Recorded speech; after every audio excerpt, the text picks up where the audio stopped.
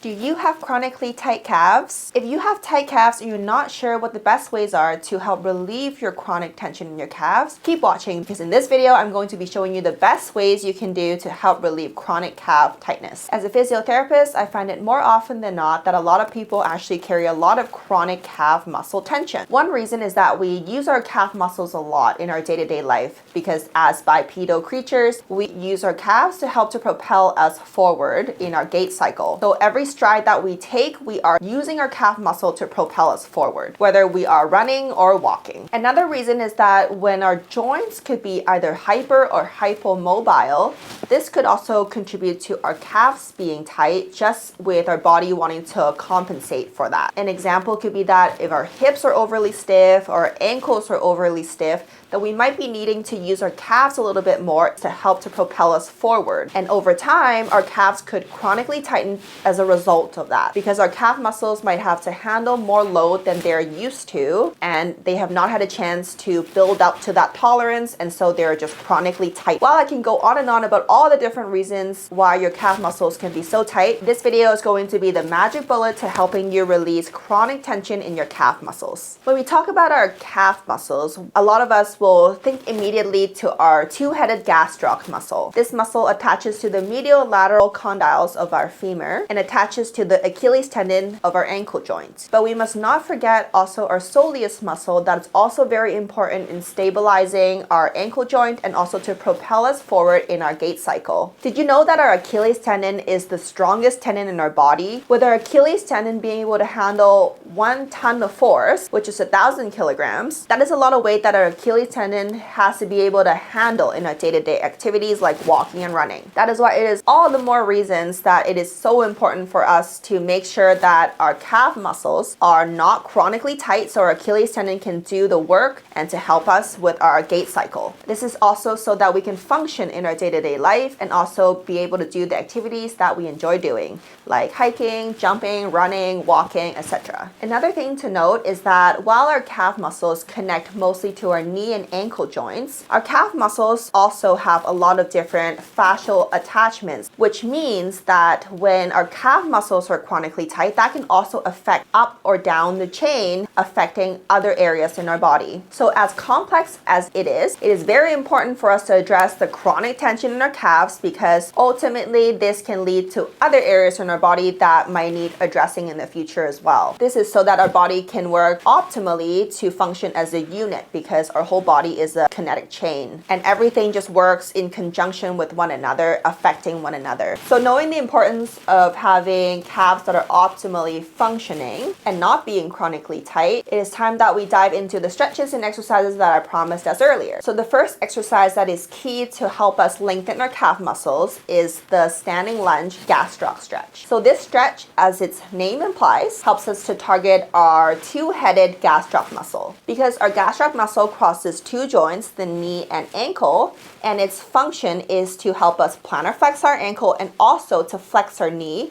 We're going to do the opposite in order to stretch it optimally. And to do the opposite, that is for us to extend our knee and to dorsiflex our ankle. And that is how we come into this position right here. So I like to prescribe 2 sets of these with a 30-second hold, and I always like to stretch one side at a time so you're not wasting time in between sets. So this exercise is going to help you feel the stretch at the back of your lower leg. So some key points that I want you to look out for the perfect execution of this exercise is to make sure that all the toes are pointing forward, facing the wall, facing the same direction. We also want the heel of our back leg to be on the ground the whole time, and feel free to hold onto the wall for balance and support as needed, but you also don't want to lean excessively into the wall. And lastly, don't arch your back when you're holding the stretch as well. Our second exercise is the standing soleus lunge stretch. So this stretch targets our soleus muscle, which is the deeper muscle underneath your gastroc muscle. So for us to isolate this particular muscle, we're going to have to bend our knee in order to feel the soleus stretching. So the standing lunge soleus stretch is pretty much almost exactly the same as our standing lunge gastroc stretch, where our hands are against the wall and our toes are all facing the same direction towards the wall. But when we're doing this soleus stretch, I like to take my back foot a tiny step forward so we have a base of support that's a bit narrower, because we're going to be bending our back leg to lean into that stretch. So for this particular stretch, you want to be feeling it a little bit deeper and lower than the stretch that we did earlier in our calf complex, because we're trying to get at our soleus muscle that lies underneath and deeper to our gastroc muscle. So the key points to look out for this particular stretch, they're pretty much almost all the same. So we want our toes to be all facing the same direction towards the wall. We want to make sure that our heel of our back leg to be on the ground and not lifting up. And we also don't want to lean into the wall too much, because the wall should just be there for some balance support. So those were my two favorite static stretches to lengthen up our calf muscles. And now we go on to our third exercise, which is the ankle dorsiflexion mobilization. So the ankle dorsiflexion mobilization exercise targets a potentially stiff ankle joint at the front, so the talocrural joint of the ankle. So we're essentially mobilizing our ankle into what we call dorsiflexion, which is us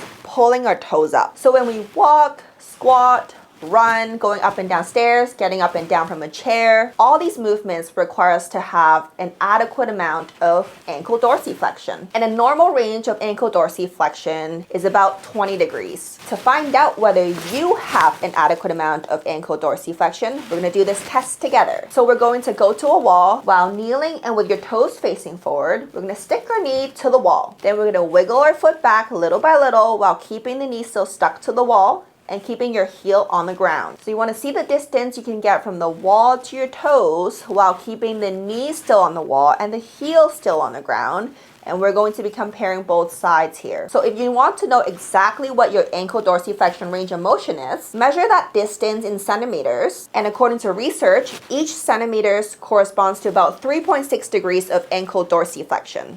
But if you want to ballpark your ankle dorsiflexion range of motion, you can always just put your own hand horizontally in the distance from your toes to the wall. If both sides are relatively symmetrical and you can put your whole hand horizontally in between your toes to the wall, I'd say you have pretty decent ankle dorsiflexion. I wouldn't worry too much about it. But if your one side is way worse than the other, then you're definitely going to want to be doing this exercise regularly. So essentially this third exercise, the ankle dorsiflexion mobilization drill, is basically what we just did. We're trying to get our ankle to dorsiflex more. So to set this up, I like to set my foot up onto an elevated surface, because this is going to help us get optimal ankle dorsiflexion range of motion. So with an elevated surface, a small step or a bench would be perfect for this. Then I like to apply some downward force onto my distal thigh while I drive my knee forward as much as possible and without lifting my heel. So this exercise targets the front of your ankle, getting us into more ankle dorsiflexion. So some points to note with this exercise is that we want to make sure that our heel of that elevated foot is down the whole time, and then we want to apply some pressure, and then we can oscillate back and forth, especially when we're coming forward, to get more ankle dorsiflexion. So make sure we keep our elevated foot, that heel has to be on the ground the whole time or on your elevated surface,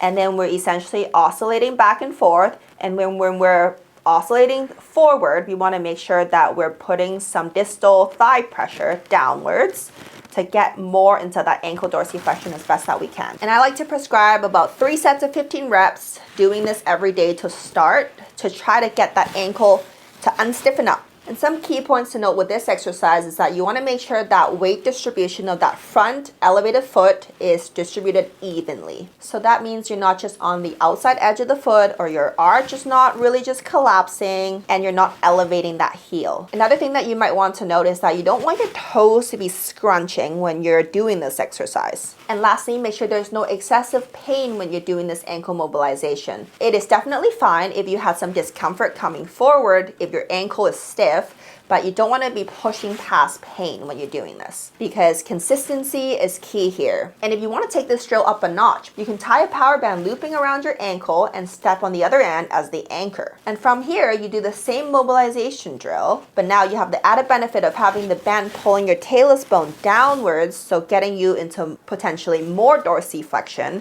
when you're pushing your distal thigh down and driving your knee forward. So of course, you're going to do this drill on both sides, but if you you have one side that's worse than the other, then you can for sure focus on the side that's worse. Now our final exercise is going to help lengthen our calves through eccentric strengthening. This exercise is called the step eccentric calf raise. So this step eccentric calf raise is one of my go-tos when it comes to my patients who have chronically tight calves, because research has shown that eccentric strengthening is one of the best ways you can do to help to lengthen your calves. Because with eccentric strengthening, we are lengthening our calves and also strengthening them in its lengthened state. So that's why this is one of the most effective ways in helping people with chronic calf tension. So now to do our eccentric calf raise off a step, we're going to start on a step. We do our usual calf raise by using our calves to come up onto our toes. Then we're going to slowly come down with control until our heels are below the step.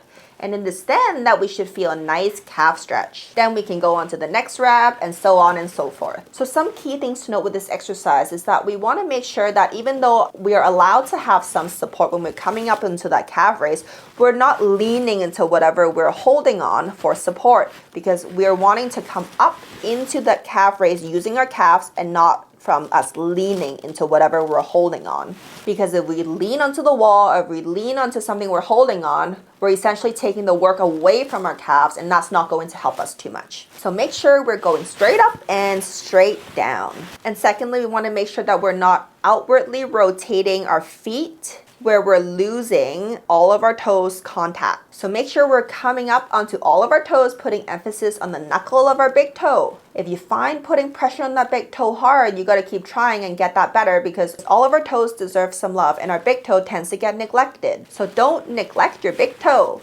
And the last tip that I have for you with this exercise is to take your time. So you can come up in 1 second, that's fine. Hold it for about 1 or 2 seconds.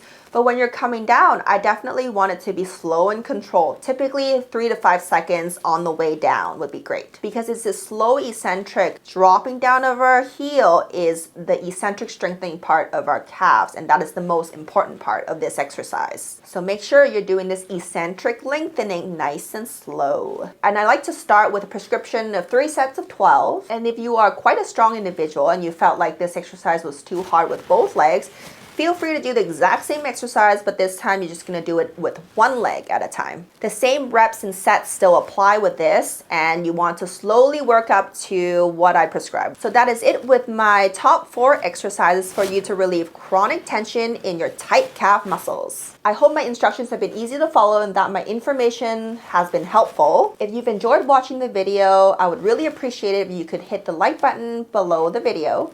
And if you want future content from me, feel free to subscribe to my channel. And I wish you all the best, and I hope to see you in my next video. Bye for now.